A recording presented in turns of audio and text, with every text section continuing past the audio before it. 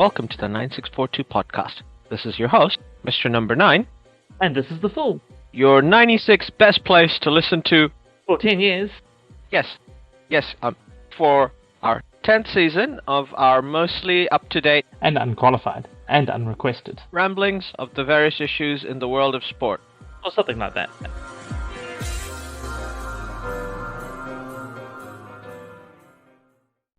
Hello everyone, welcome back to the podcast. We are here to talk about the Oval Ball Code, our country's national game, and the game which I consider to be our country's native code, even though most people won't agree with me.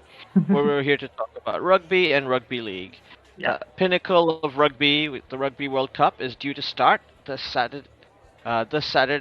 It was... the All Blacks play France in the curtain raiser. Great opening match. Yes, absolutely great opening match. I was telling the Fool that I only learned this while I was at the sauna and public swimming pool. This is where you get the grapevine these days. It's definitely the place to be picking up all the hot goss, really. Absolutely. And now the reason why I have kind of gone under radar, the Rugby World Cup, not just because we've had I think every single World Cup in existence this year. Well, at least over the last sort of 12 to 18 months. Seems to be everything. Yeah, every single World Cup, and we have this Rugby World Cup to come, and more World Cup and a Cricket World Cup as well. Which obviously we are very much looking forward to. Yeah. All that excitement aside, we have also got the rugby league this year, the NRL, after many, many long years of COVID, where we were not able to watch our beloved Warriors at the stadium, much like we do every season, right? The Fool. Yeah. We're regulars at the regulars at Mount Smart and occasionally Mount Eden when they play there. Totally don't need to look that up. No fact checks. No fake news here at all. No fake news. No need to check that. That's 100% truth. Yeah, totally. To be fair, I think tried to manage to get there before COVID fairly often. Yes. So. There's definitely a few people in our group who are very much long-time Warriors fans, but we all love the Warriors, and when they have a great season, Auckland just comes alive. The city just has a different bounce about it, and they have had a great season. They managing to finish in the top 4, spend a lot of time in the top 3. They played their backups in their last game after they had confirmed the top 4 spot, and they finished 4th. The Storm magnificently managing to defeat the Broncos in their last game to get a qualifying spot, and the Dolphins managed to beat the Warriors, and the Panthers absolutely smashed the Knights, who still managed to somehow make it. Sorry, Cowboys, beg your pardon, but then we had a really, really exciting last round of games where at least 8 teams, by my count, were still close to being able to qualify for the playoffs. More or less. More or less. Helped a lot by the Raiders having an absolutely horrible points differential of minus 100 or something they ended up with, even though they still managed to make the top 8. Minus 137, which is just horrendous. But the Raiders, my cousins in Australia, are going to be very, very happy. Despite losing to the Sharks, still managing to get through yet again, because out by everybody else losing. Yeah, teams like the Rabbitohs and Cowboys and the previously mentioned Cowboys and Eels all managing to lose.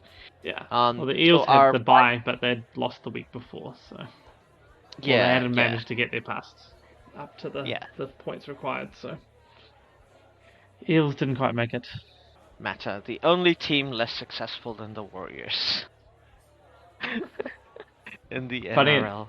funny enough, at work, there's basically two teams people passionately follow at work, and that's the Warriors, which is like 90% of the league fans at work, and the Eels. Yes. Yeah. Because, like, most of the people who are my friends, who, like, Bengali people who lived in New Zealand or Brunei and now live in Australia, are all very, very passionate Doggos fans, because they usually live, or Eels fans, so they either absolutely hate the Eels or absolutely love them, because obviously, Doggos hate Eels and vice versa. Yeah. That is quite funny, actually. So they either live in Bankstown or they live in Parramatta, which obviously and so in the western suburbs of Sydney, and the NRL has really, really embraced the immigrant community, and it's the same here in I believe here in New Zealand as well. Like, it tends to be the sport that's more followed by like Asian immigrants. Yeah. Like, everybody likes the All Blacks, obviously, but very few people, like, there are definitely people I know who, like, immigrated from Brunei or Bangladesh, who very much love Super Rugby and, like, have their favorite teams and all that. But they're very much a minority. They'll just love the All Blacks, and then they'll follow league rest of the year. Pretty much, like, they follow the Warriors for the rest of the year. And the Warriors haven't disappointed. No. Up the was. Up the was. And I think for once, the Warriors in Australia are also sort of a sentimental favorite. People, like, in the wide world of sport, Graham Hughes, like, all these people, all the regular league hardcore people are they're joining the Warriors bandwagon and going on about how they love to see the Warriors win, and they've done so much for rugby league and be great for New Zealand. So, in a weird way, the Warriors are also sentimental favorites. Yeah. I think it's just, I mean, it is right, because the hard yards the Warriors had to do over the last few years through COVID, like, it's just everybody looks at it and goes, if anybody deserves it, it's the Warriors. Just, and just looking back at the graph they've had over the years and how close we've come on two occasions. But, just to get a win, just to get a premiership would be so awesome. And this year would be one of those, say, first year back, front of home crowds, just, be awesome. Absolutely. So, everybody's anticipating it with bated breath. The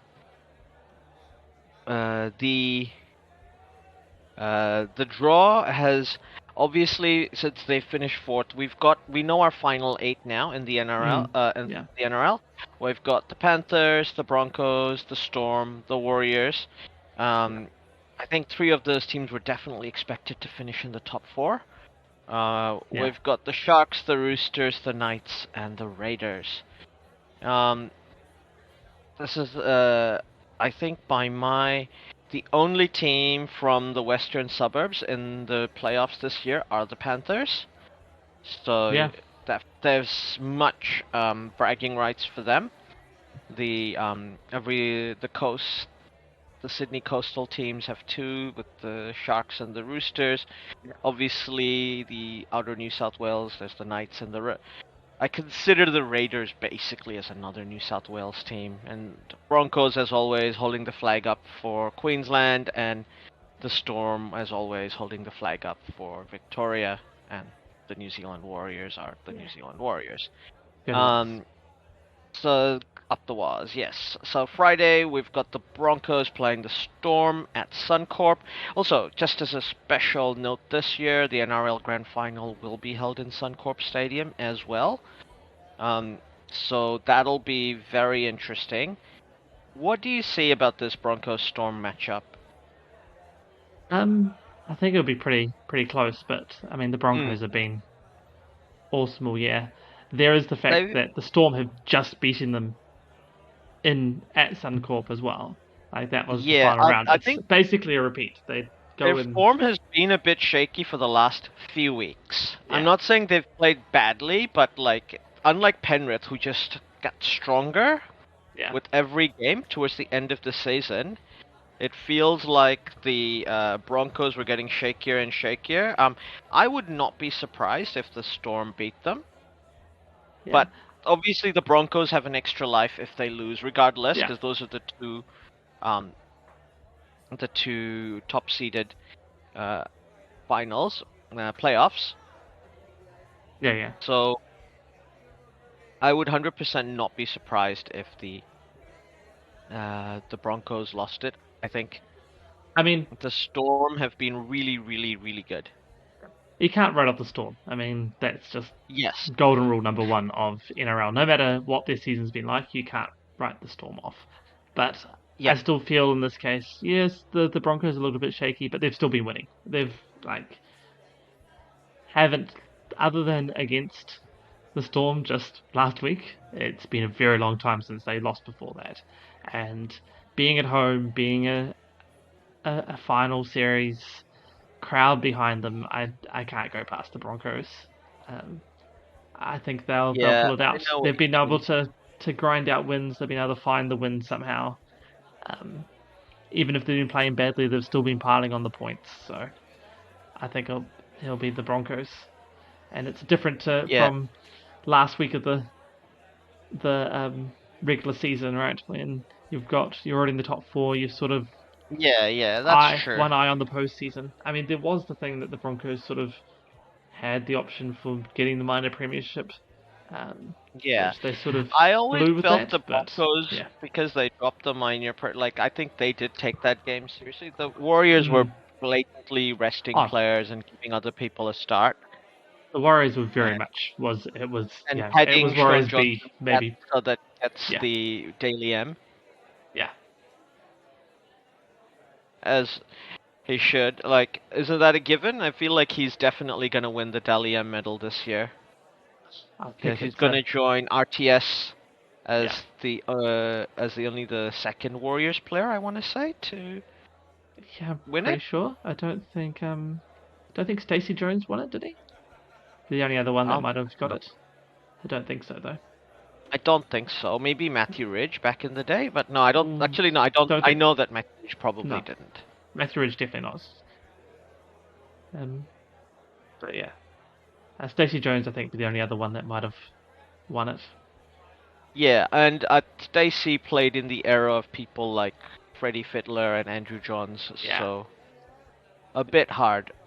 It'd be very hard. I'm pretty sure he did as well, but it's the only other one I can think of that might have got close. Just because he had some very outstanding seasons as well. But yeah, for this year, Shawnee J, seems hard not to give it to him.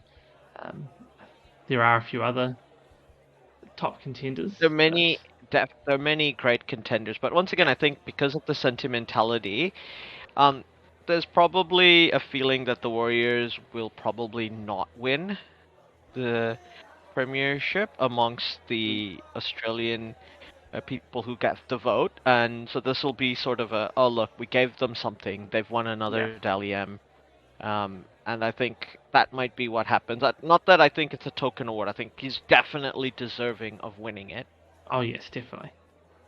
But the other side, a capital favourite.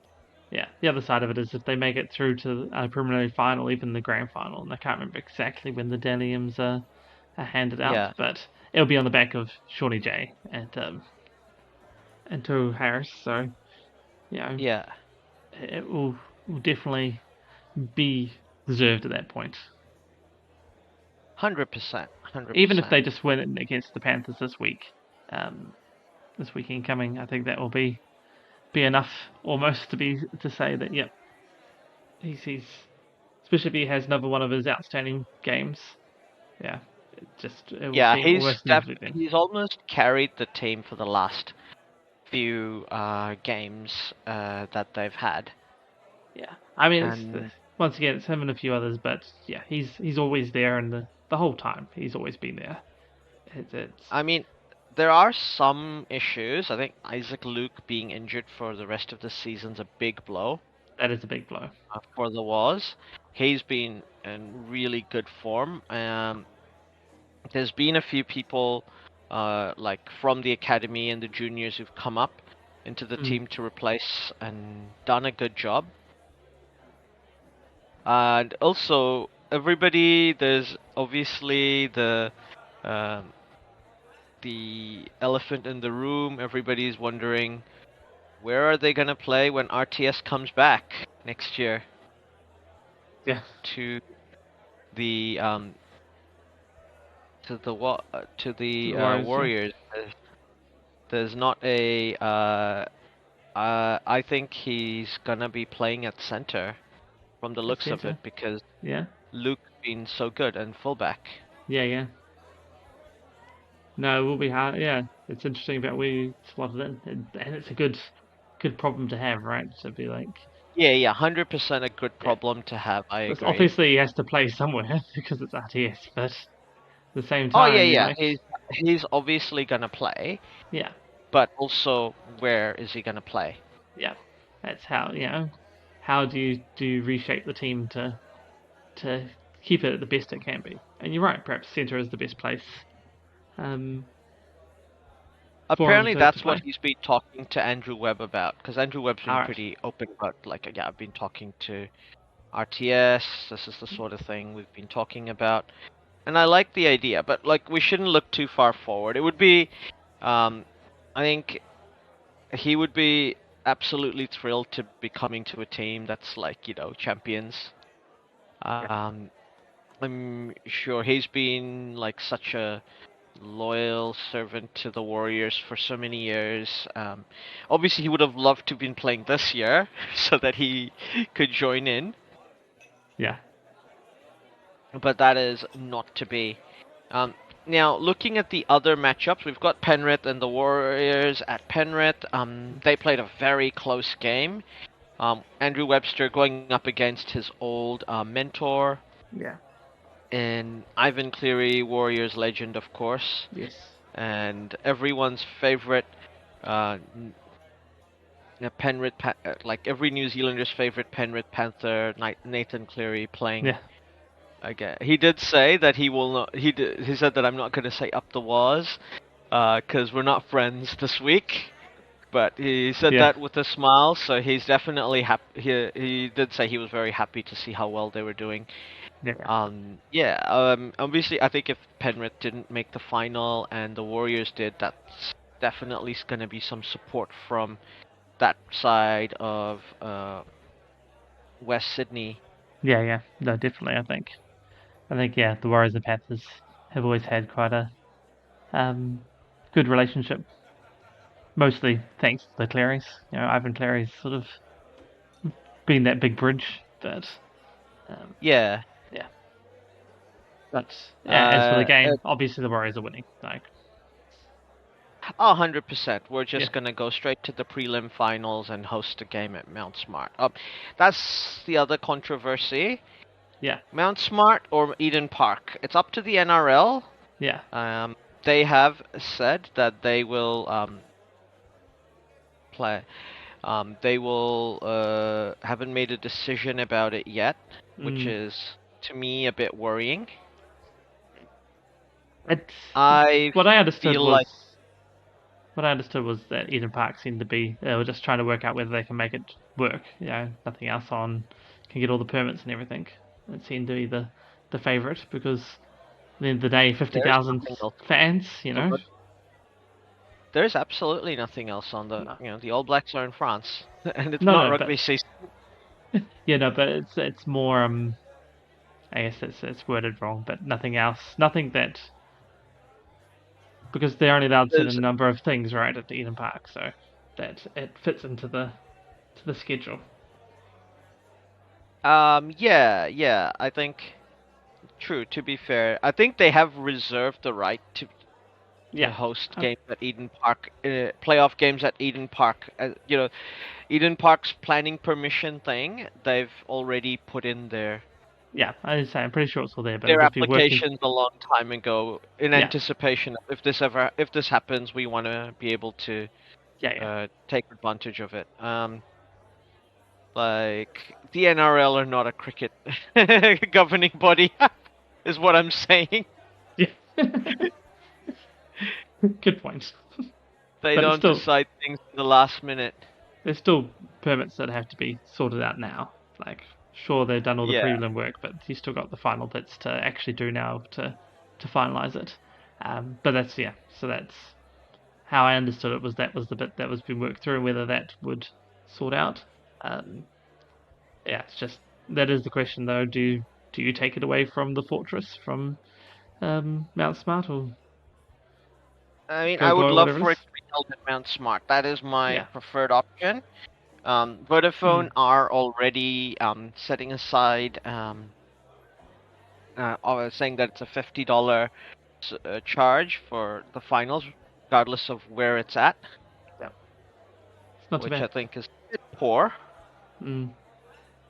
Like, this is the prelim on top of. This is not the ticket. Oh, right, I see what you mean. Oh, dear. Yeah, no, that's, I was thinking 50 for a finals one, not so bad, but. 50 for a finals ticket would be sensational, let's be fair.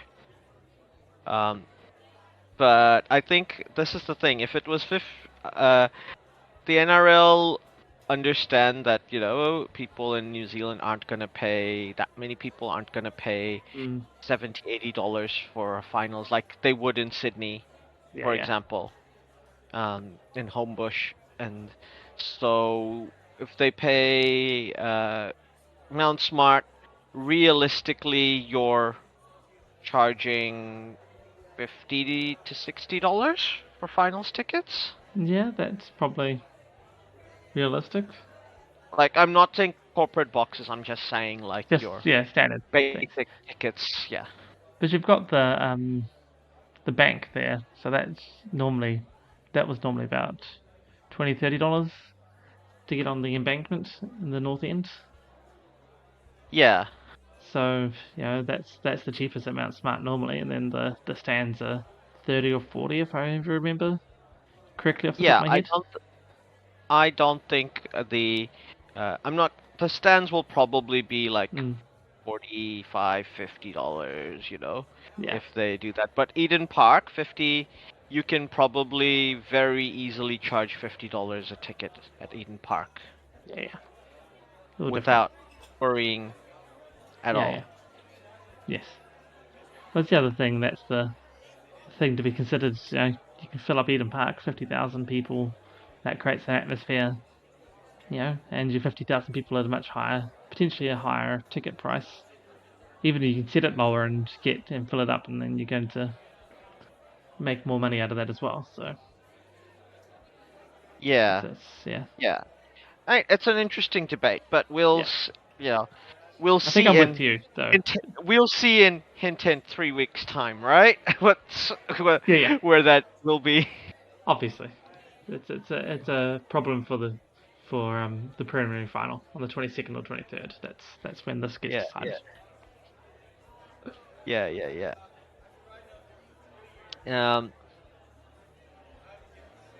Now, looking at the next matchups, we have the Sharks playing the Roosters, Coastal Derby, and we have the Knights versus the Raiders. So I think the Knights are going to beat the Raiders. I don't think we need to discuss that much further. The Raiders barely scraped through. They're in terrible form. They can't defend. Knights they definitely can't defend. Yeah. Knights are pretty good. That's my reasoning. Yeah. Well, the Knights have been fairly consistent. They've been winning. They just missed out on top 4 as well. Yeah, a reasonable amount on it, but their points differential is huge. It's better than both the Warriors and the Storm. It's only the Panthers and the Broncos that got better points differential. So the Knights are piling on points and they're defending well. The Raiders are the opposite. Yeah. Somehow they scraped wins somewhere there. They've been at minus 100 point differential for most of the season. especially the last half of the season. So yeah, it's just, I think I'm with you. Like, I don't see how the Knights don't win. Yeah, I think And it's an easy one for the Knights. It's at and it's Marathon yeah, exactly. It's Stadium. at home for them, so Knights all the way. Um, Sharks Roosters, but on the the other fun hand, is the Sharks Roosters is absolutely uh bugger to call. Extremely close. I think I can't separate the two teams. They've both had really good seasons, in my opinion. Um, they're these are dark horse teams. Like whoever wins in this game are like in pole position to try and go all the way to the grand final. yes. They'll have momentum, and they'll have gotten momentum after a quote unquote tough game. Yeah, exactly. It's going to be one of those games that's going to steer them right for the rest of it. Interesting enough, during the Yeah, season, they've gone 1-1. So Sharks yeah. beat Roosters at home, and Roosters beat the Sharks at home. So I just always think the Sharks choke they do. these sort And of situations. Roosters have finals pedigree, right?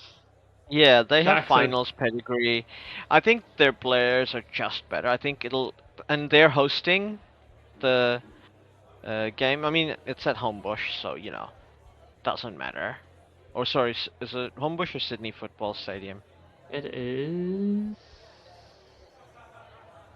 No, it's Points Pit Stadium. It's up in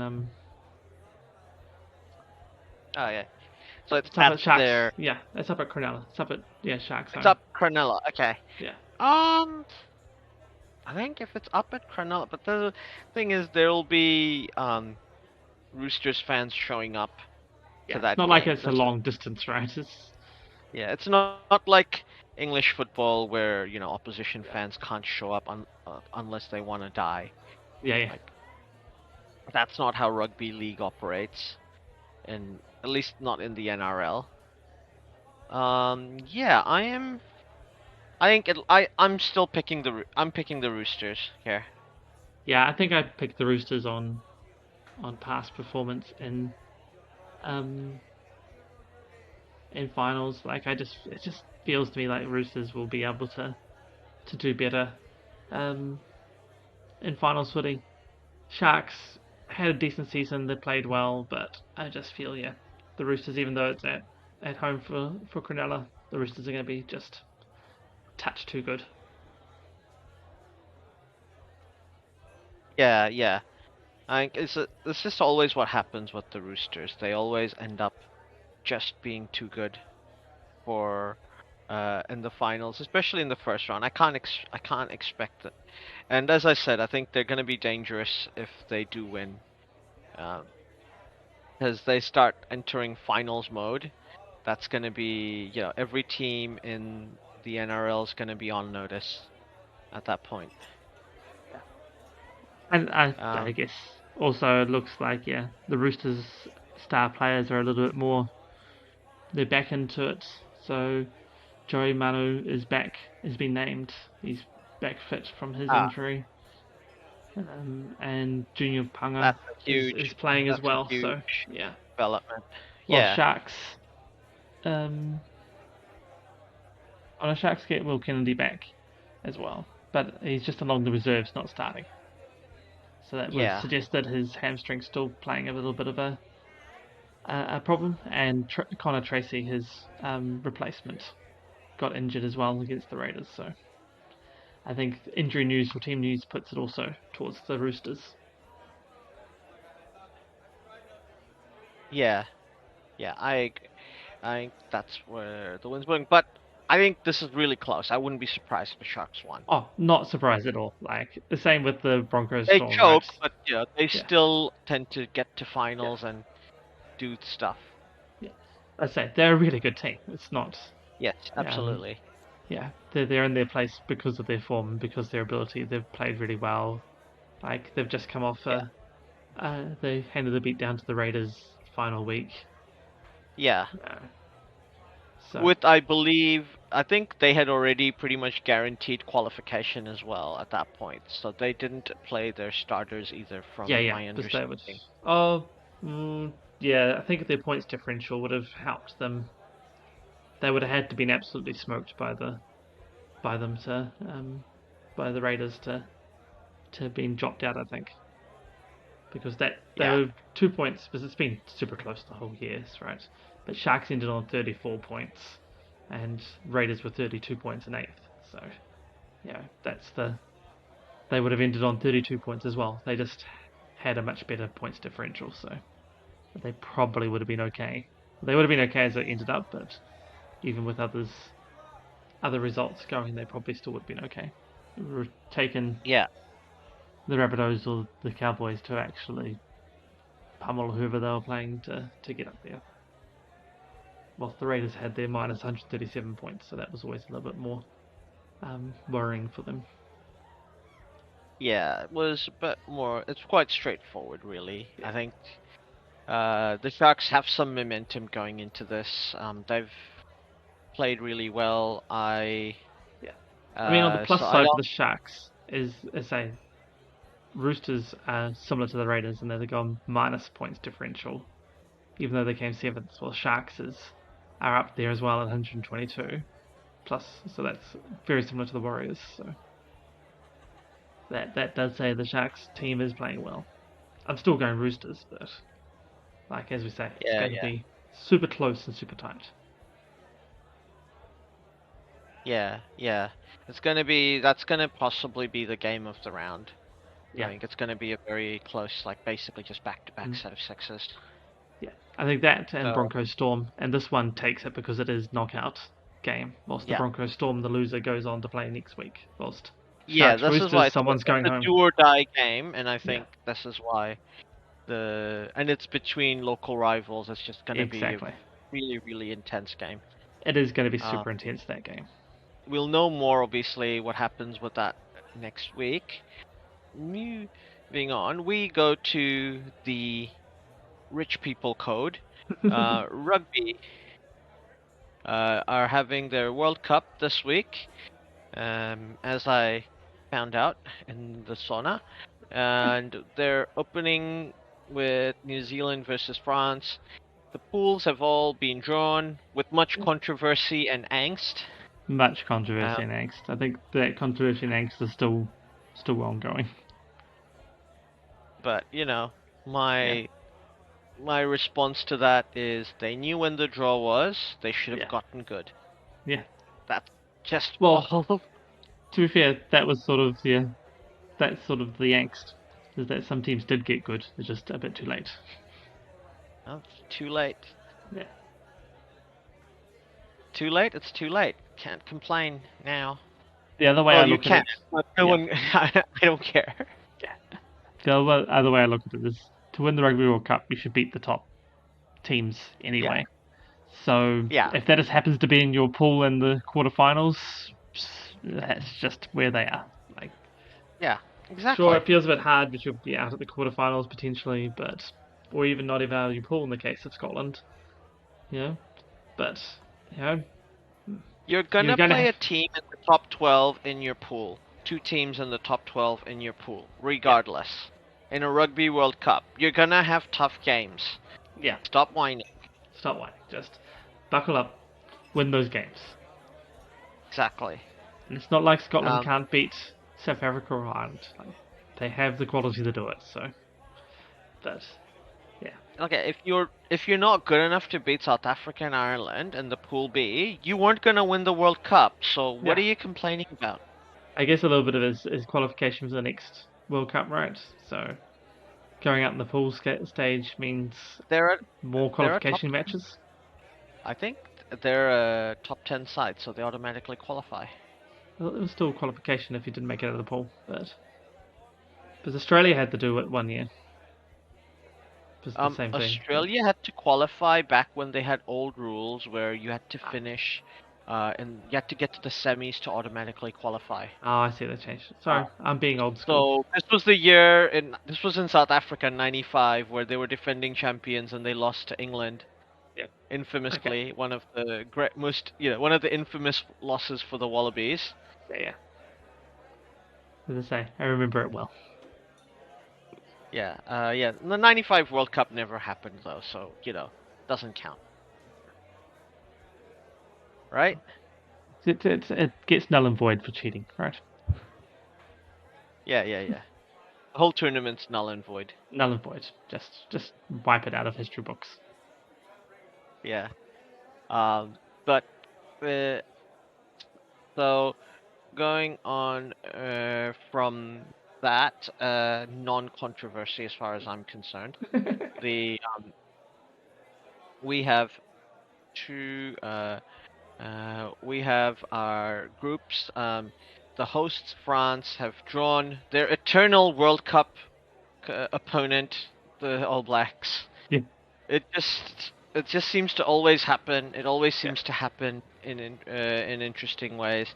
So this is the opening game of the tournament. Much like, I believe this was also the opening of the game of the '87 World Cup, which was 87 and 2011. Oh no, yeah, 87 was the opening one there, and then in 2011 they didn't. Yeah, they didn't. New Zealand and France were in the pools, and they didn't play us against each other in the opening game, despite the fact that would have been poetic. But such is life. Yeah. But France knows how to do it properly, and they get New Zealand and France drawn in the same pool. They're like, yeah, that's the opening game right there. Yeah, exactly. Like a normal person does. Yeah, like a normal person does. New Zealand Rugby Union. Yeah. But yes, that's Saturday morning New Zealand time. I think 7 a.m. New Zealand time kickoff. Yeah. In the rest of the pool, we have Italy, Uruguay, and Namibia. Now, Uruguay and Namibia have come leaps and bounds. Yeah. But so they could get an upset here, play spoiler to Italy, and France, depending on how that game goes on. I feel like New Zealand's not going to lose to Italy, even if they lose to France in the opening game. No, I don't see New Zealand or France losing to any of the other three, personally. Yeah, I think pretty straightforward. Like, I obviously am picking the All Blacks to top this group. Yeah. I don't think France has ever beaten New Zealand in pool play. No. Ever. In the Rugby World Cup. The other thing I look at is... Knockouts plenty of times. Yeah. Unless it's the final. Any knockout game leading up to a final, France, beats us. We beat them in 2015 in a quarterfinal. In Cardiff, even. Yeah, okay. Like the one time One time we managed to beat them outside of the final, the knockout games. But the other way I look at it is it doesn't actually matter who tops this pool and who doesn't, because of how the draws worked out. Like, we go on to play, South Africa, Ireland, or Scotland, one way or the other, and then we play either France again or the winner or one of those three in the semi-finals. So there is no real benefit of other than momentum of who tops this group. It's the same bragging rights. If you need any other reason other than bragging rights, yeah. I mean, it is bragging rights. Why are you even a professional sportsman at the? Yeah, cool. But to be fair, I would happily lose this game if that meant New Zealand got to not lose anything more and won the World Cup. I'll trade that in. Yeah. If we have to lose one game in the tournament, this one. But, yeah. As you say, bragging rights. There is momentum. There is everything else that comes with it, and potentially we're playing France again in the semi-final. So have a team ever won the World Cup if they've lost a game? I don't think so. Yes, I think South Africa did that last time. Pretty sure they lost the first game. They lost to New Zealand in the group game. Yes, in the group game. They lost the group game and went on to win it. But yeah. No, they lost to Japan, didn't they? Oh yes, Japan. Game. Yes, no, they lost to Japan in the group game. You're right. Not to us. Yeah. No. So So that's the new meta. Yeah. So South Africa's created the new meta, as they tend to do. And South Africa, we know, aren't going to win a World Cup until 2035. because they only win a World Cup every 12 years. Exactly. That is the law of Rugby World Cups, and South Africa know that they can't break that law because that would also curse them forever. Yeah, exactly. The eyes of old gods and new. Yes, in the eyes of the old gods and the new, they would be oath breakers and pattern breakers, and that is the most shameful of all curses. Yeah, 100%. So South Africa know better, I would like to think. Yeah, exactly. They're a team that understand the value of tradition and honor. Oh, exactly. In Pool B, they've got Ireland and Scotland, Tonga and Romania, like three really, really good teams. But once again, I think South Africa have tournament pedigree, and they're defending champions. They've been playing really well in the rugby championships, and they've been playing really well in the warm-up games against Northern Hemisphere opponents. I picked them to win, and yeah, I think Ireland are just too good for Scotland. Those are my two picks there.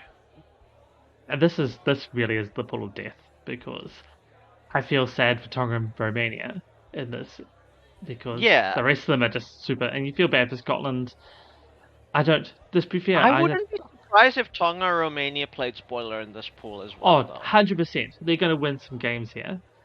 I think they pick up a win at least each, and so that means not winning just against each other, like somewhere else. Yeah. But Ireland is. I actually see Ireland topping this, because they are number one. They've been playing outstanding. They've beaten the All Blacks last couple of years in a row.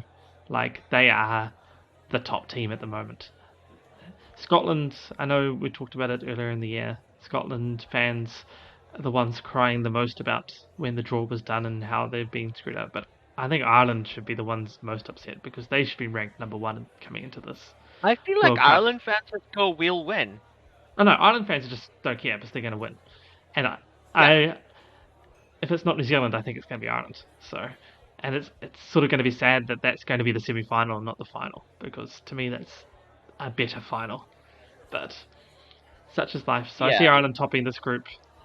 I know South Africa's playing really well, but I feel that there's a possibility they don't make it out of this pool. Like, that's how the 12-year rule gets kept, is that they don't actually make it out of the pool, and Scotland does. I'd still back South Africa over Scotland. I think it's going to be Ireland and South Africa, but which means South Africa plays us in the quarterfinals, which is a crazy quarterfinal to be had. But yeah. But New Zealand has a good record against South Africa in knockout games, not in finals. Not in finals, but in knockout games, yeah. So, a good place to play them is in the quarterfinals. Yeah, absolutely. I'd rather play South Africa in the knockouts than in the finals. But yeah, it's a super interesting group, and as I said, we expect the other teams to actually get wins in this group. I don't think it's going to be all South Africa, Scotland, or Ireland. Those other teams, overfocus. If they overfocus, they're going to lose. If they take these guys lightly, they're going to lose. Exactly. So that's, I think the actual final order of this pool could come down to where how the spoilers work. Who does Tonga beat? Who does Romania beat? Out of those top three. Because I just sort of feel like they may get a win out of that, or have got so close that, the point differential comes in and it spoils it there because they're out, because they didn't score enough tries or any of these things. Yeah. I think you're absolutely right. This is how it feels like that's how it's gonna play out. The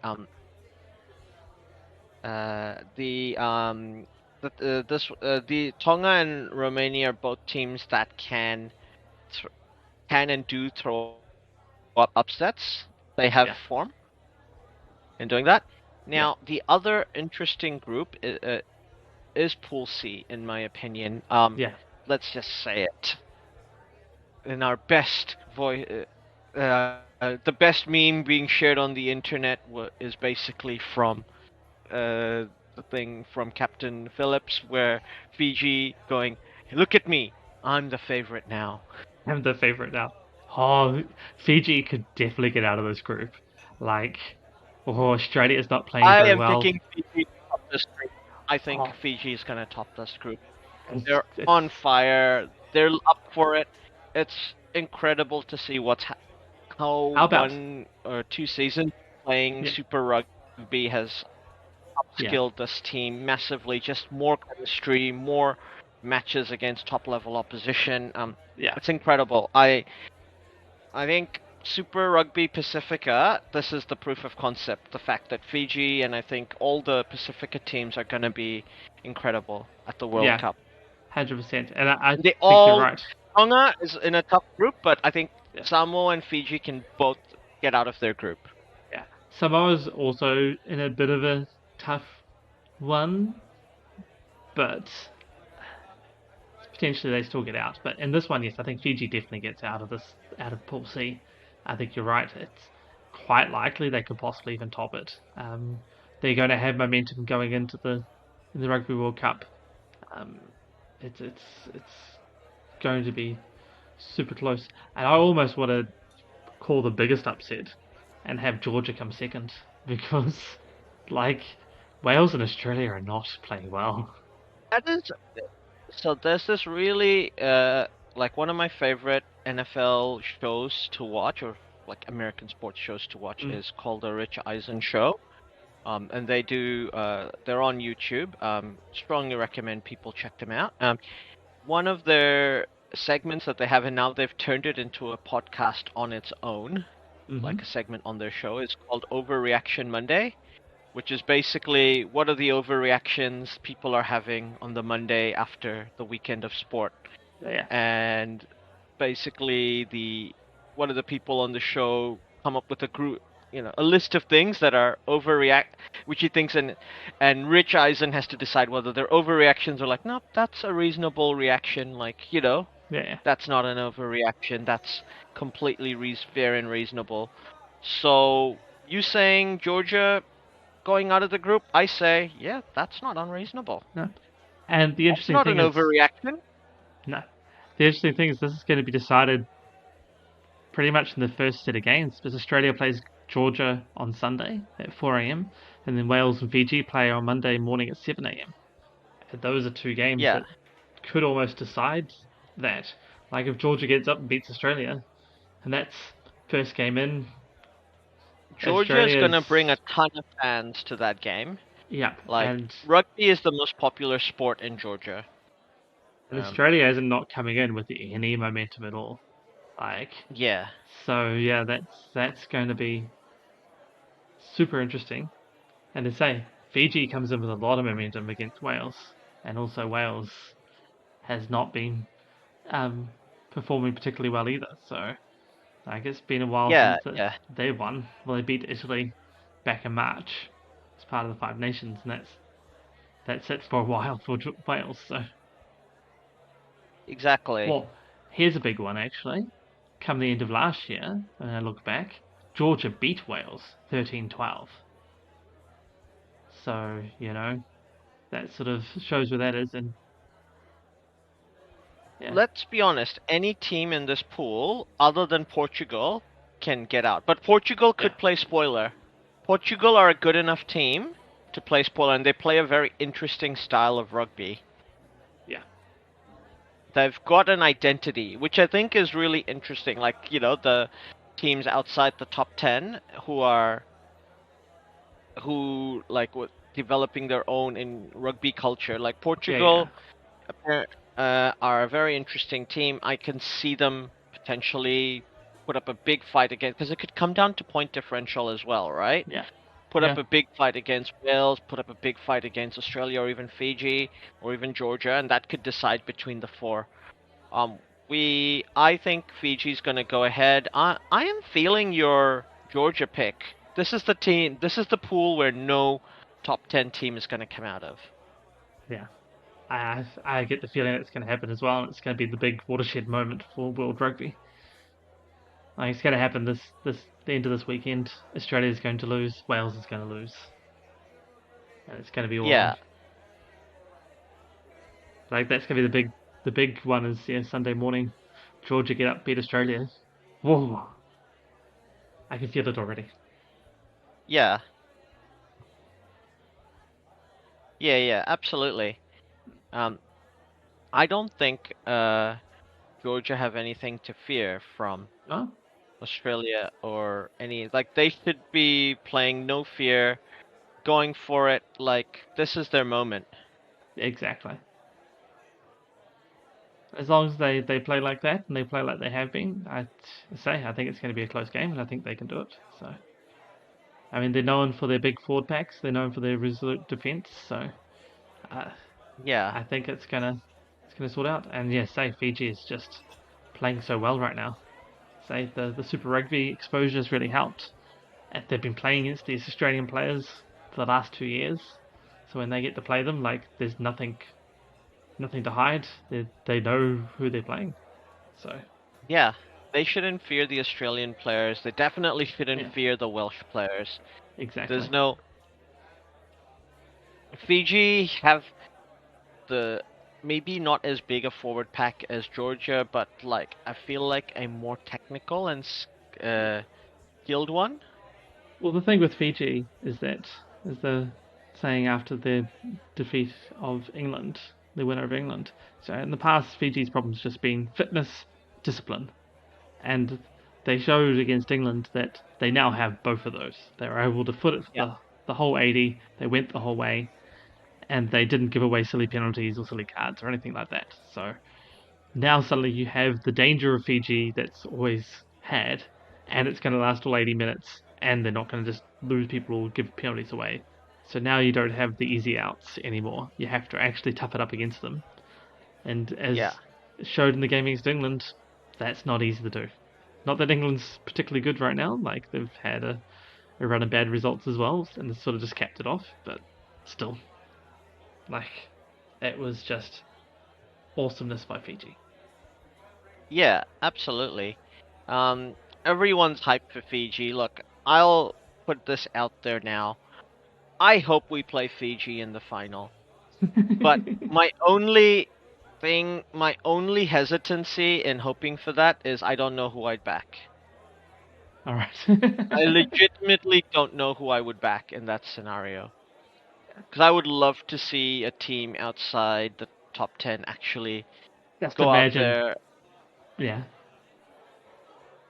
Just imagine Fiji winning the World Cup.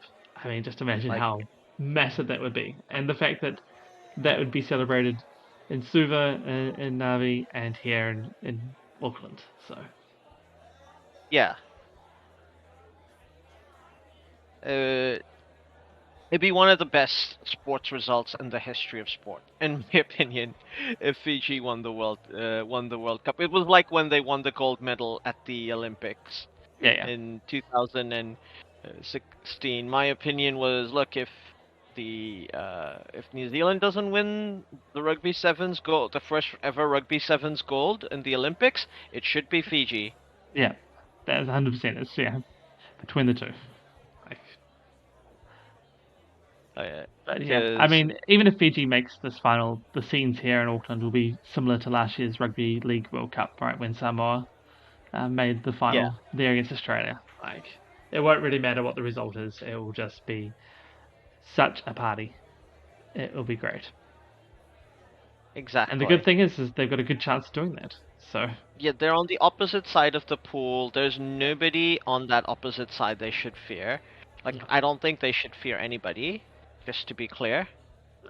The only team I think, if we move on to Pool D, that potentially could be giving them trouble would be Argentina in Pool D. But even then, they're potentially facing them in the semis, right? Yeah, I think. Well, it depends where Argentina comes up, but spoiler, I think Argentina will win that group. Yeah, I agree. Yeah. I think Argentina's going to win that group, and this is my... You tell me whether this is an overreaction. I think Samoa is going to come second. I don't think that's an overreaction at all. I think it's potentially going to be closer here.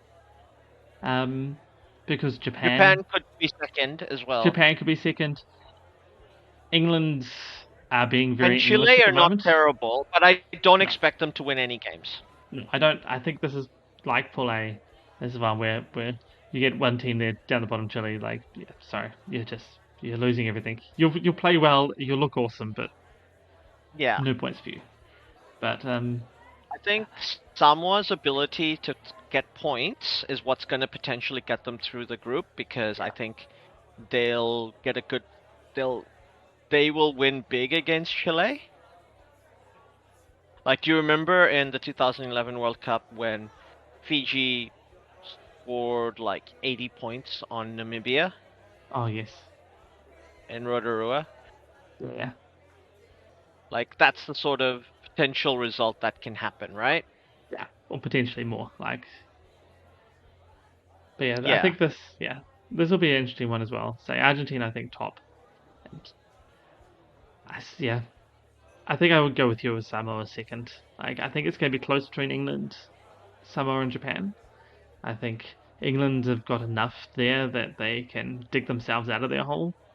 It's a hole of their own making, but at the same time, I think they can sort of do it. But once again, it's going to come down to early on as well, because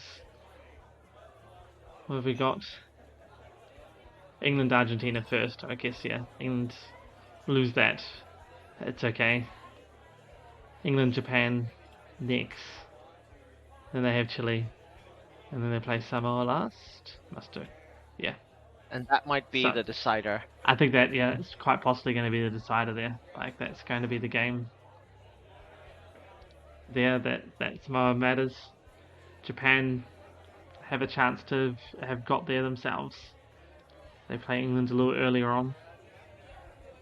Japan plays Argentina last, so that could be also potentially that they play Samoa. Japan and Samoa play on the 29th of September, so about in the middle. So they both get to play Portugal first. Well, Chile first. So, and they both, so that could be interesting. I think how this one turns out, but I think I might go with Argentina top and then Samoa second. But I'm a little less certain about Pool D. Like with Pool C, I'm happy making the big call of saying Fiji and Georgia top will come out on top, because I just look and go, why not? Yeah, like, they're playing Argentina better. Has too much class not to get through. So I think I think you and I are very certain they're topping this group. Yeah. England can be second. I don't think they can beat Argentina at the moment. There's too much disarray in this team. I don't think I'll make a big call here. England will only win one game in this World Cup. Oh yeah, that's a big call. But yeah, is that an overreaction? No, it's not an overreaction. Like that is I think that's a very valid outcome. Like, they'll beat Chile. I look at them versus Japan and go, technically yes. Will they? Who knows? Japan's much is very good. England's looking bad. This is a game Japan go in and win. Here's England versus Argentina. England versus Samoa. Once again, it's at the end of the tournament. It's going to depend on how England's tournament's gone. Have they picked up the win against Japan? Are they looking like they can make it, or is this a last gasp effort where they need to pull something out? And a potential monkey wrench there is if Japan beat Argentina in their last game, which can happen. Argentina may have guaranteed second. Yeah. That might also throw a monkey wrench on the other. Exactly. So there's a lot of calculations, and once again, I don't think there will be a. Okay, so according to this, third place team automatically qualifies for the 2027 World Cup. Third place in the group. All right. Well, that's possibly right. That's possibly. I don't know what Scotland's complaining about then. No, Scotland I think make third and they're one. Okay. A little sad for Tonga. This is my big call. England are not going to qualify for the 2027 Rugby World Cup and will have to go through a qualifying tournament. Oh, that's just too funny not to happen. Especially after all the hullabaloo they had a few years if back. I'm saying they're only winning one game, that's what I'm predicting, right? Yeah, that is what you're predicting. Yeah. I just think that would be the most hilarious thing, given they were one of the sticking blocks of the grand combined World Test Championship thing going ahead, right? Because they didn't want to have promotion relegation out of the Six Nations. They wanted it because they don't expect to be relegated. They wanted them in France were like, yeah, we're good with this. It was Scotland, Ireland, and Wales who were like, nope, and Italy. Really? And it needed to be unanimous. All right, I thought it was England that was being all party pooper about it. That's the way I read it. Was that they were being like, but we don't want to get relegated. And everybody's like, but you're not going to get relegated. And they're like, no. But maybe I just read it wrong. Maybe my memory's faulty. I'm getting old. I think England we're okay with the idea, but if it isn't supported by Scotland and Wales, we're not going to support it. Like which is a political thing, which we don't like it, but that's an understandable position. It's not their position. It's going. We're going to do the thing that keeps us having the least amount of enemies. Because they can tell the Southern Hemisphere teams, look, we wanted to, but these guys, if these guys had voted for it, we would have voted for it. And they don't listen to us. What can we do? Yeah. And I think to an extent that's not an unfair assessment, because that is why in cricket we don't have a second division in the World Test Championship. Yeah. Like there should be. There probably should be, you're right, but such as things go. Yeah. But before we go down into a cricket hole, this is our final predictions. New Zealand, France. We're predicting New Zealand 1, France 2. Yep. Lock it in, Eddie? Lock it in, Eddie. Final answer. Final answer. Next group, we're going South Africa and Ireland. Are you going Ireland and South Africa? I'm going Ireland, South Africa. You're going South Africa, Ireland. So yeah. Okay. That's fine. Look, I would be thrilled if Ireland topped this group. I think that game, Ireland, South Africa, will be a humdinger of a game, right? It's going to be super close, super interesting, super good to watch. And it is going to decide the top of this group, much to Scotland's dismay.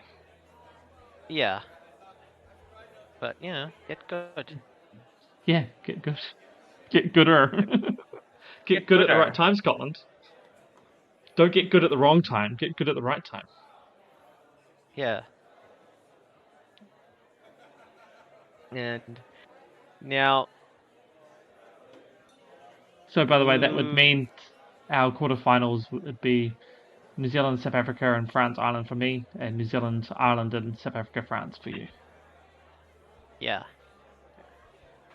I mean, either way, tough route for the All Blacks, and whoever is on that side of the draw anyway, regardless of where you finish and what happens. There's no easy games after the group stages, and arguably no easy games in the group stages for Group B. To me, the winner of the Rugby World Cup comes from those two pools. I am inclined to agree. Actually, no. I think the winner could come from the other side because they will have less wear and tear and less injuries. There is the thing that the other side will just need somebody there just basically needs to have one awesome game, and that's the final. Just get through the rest of them, and then show up against whichever of those four, New Zealand, France, South Africa, Ireland, and just have a blinder on that one day. That's all they have to do. Whilst New Zealand, France, Italy, New Zealand, France, Ireland, and South Africa have to have like multiple weeks of good games playing at the top, at the peak, just to make the final. Yeah, exactly. I mean, for those four, it's basically every week from the start to the final is going to be almost finals level football, and that intensity and that physicality. As you're saying, there's wear and tear that's going to happen. So you might be right. Potentially, it's a Pool C or a Pool D winner. Yeah, I think that's because there's still enough reps, and they're still playing against high opponents, and their pools are tough. So and then in the knockouts, it's gonna be they'll have a game that's a bit less intense, and then they go into intense games again. Yeah. In theory. In theory. In practice, we obviously don't know how it's gonna play out. There's a reason why, certain teams seem to always make the business end of these sort of tournaments. Yeah. So hopefully history will not repeat, and we will get obviously Argentina's a top 10 side, but they're not a traditional powerhouse. I would love to see that if it's not the All Blacks, I would love to see a team from the other side get through, because it'll be a first-time champion if it is Fiji. If we're right and it is Fiji and Georgia, and Argentina and Samoa get through, any 4 of those teams win the World Cup, I think that's pretty incredible. That is amazingly incredible out of those lots. Or Japan. Look at this. Actually, just side point. So Fiji now have climbed to 7th in the world. They're above England and Australia and Wales. So calling them to come out of their pool top is definitely not an overreaction. And calling them to make the final is not unreasonable either. No, given the side they're on, exactly. Like Argentina and Fiji are the 2 top teams of that side. The other final side hot take. Yeah. I'm gonna make, and you tell me if it's an overreaction or not. Fiji are making the finals of the Rugby World Cup. Not an overreaction, but I would put Argentina to win that semi-final. I think it'll be a Fiji-Argentina semi-final, and I think Argentina does it. Unfortunately for Fiji, I think that might be the hurdle too far. I know what you're saying. Yeah. But this is the thing. I understand what you're saying, but you're saying it's not an overreaction. Definitely not an overreaction. Yeah, because once you're in the semis, anything can happen. Exactly. Once you're in the knockouts, anything can happen, to be fair. But I think Fiji have a relatively, that side of the pool, Fiji, I think, don't have any teams they should really be afraid of, other than Argentina, potentially. Yeah.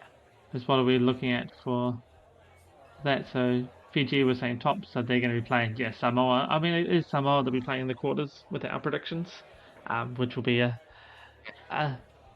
quite a good game. Yeah. And Argentina will play Georgia, if we're right. Yeah, if we're right, I think Argentina wins that game. Argentina's not England. Yeah. They're not Australia. They're actually looking good. They're actually got their shit together. So. Yeah. 100%. It'll be an amazing game either way. I think the teams have the teams are, as you said, they're doing really, really well. I can't see it not go down to the wire. I think Fiji having that local rival. If they do play Samoa, they have the tougher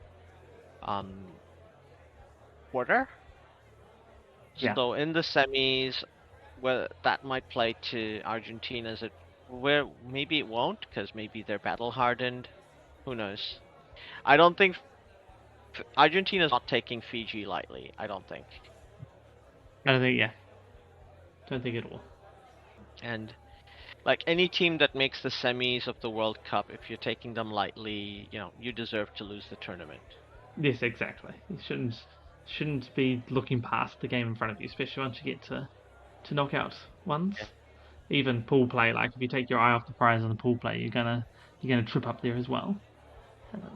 But that goes double for knockouts, because it's a one and done. If you take your eye off the prize and you slip up, that's it. You get no do-overs, no second chances. Pack your bags, head home. Yeah. Or as we like to say, get good. Yeah, get good, noob. Yeah. I think that's all we have time for today. Thank you very much for listening. I hope you enjoy this tournament and hope you enjoy the playoffs. Always, thank you very much and see you next time. Catch you next time.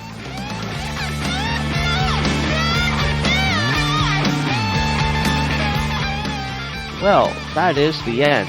Thanks for listening all the way through. If you liked what you heard, we have even more. 9642 Discord and a Buy Me a Coffee. Pretty sure it's Buy Me a Beer. Oh yeah, buy me a beer on buymeacoffee.com. In both these places, you can talk to us, and we may even listen, especially if you do buy a said beer or coffee. I might still be confused. Yes, we're easily bribed. All links are in the show notes below. Don't forget to like and subscribe. This is on YouTube.